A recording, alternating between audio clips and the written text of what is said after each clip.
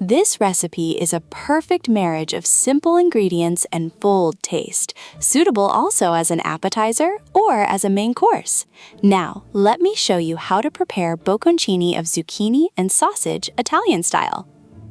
Ingredients: 2 medium zucchinis, 250 grams of sausage, salt to taste, black pepper to taste, extra virgin olive oil to taste, 1 clove of garlic, fresh rosemary, optional, grated Parmesan cheese, optional.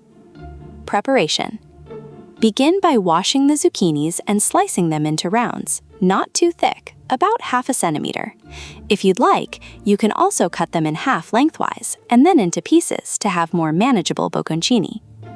Remove the skin from the sausage and crumble it with your hands or with the help of a fork.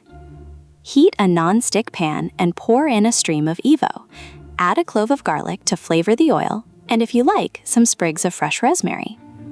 Add the crumbled sausage and let it brown until it becomes crispy and golden, making sure to turn it frequently for even cooking.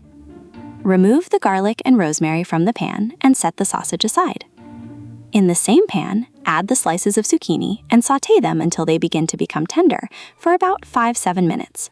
If necessary, add another drizzle of oil.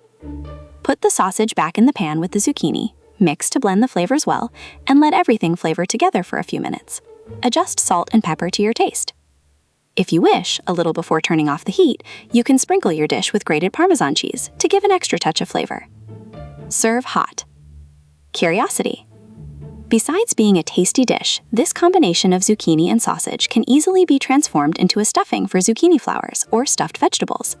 Moreover, zucchinis have a high water content and are rich in minerals, while sausage provides a flavorful touch and a more substantial texture.